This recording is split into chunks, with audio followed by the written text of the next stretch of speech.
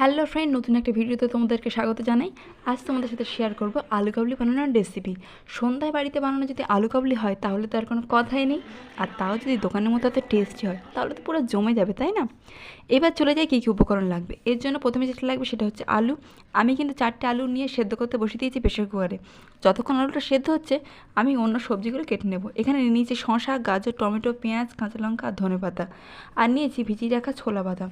এবার তেঁতুলটাকে অল্প জলে গুলে নিতে হবে। তেঁতুল জলে সামান্য বিট নুন আর একটু শুকনো লঙ্কার গুঁড়ো খুব অল্প পরিমাণে দিতে হবে। এবারে সেদ্ধ করে রাখা আলুটাকে ছোটো ছোটো পিস করে নিতে হবে। এবারে একে একে একে টক জল, কাঁচা লঙ্কা কুচি, পেঁয়াজ কুচি, ছোলা, গাজর, টমেটো কুচি আর সামান্য বিট নুন আর জিরের গুঁড়ো দিয়ে একসাথে ভালো করে মাখিয়ে নিতে হবে। আর এবারে একসাথে সবাই মিলে আলু কাবলি পরিবেশন করো। আজকে ভিডিওটা এই পর্যন্ত।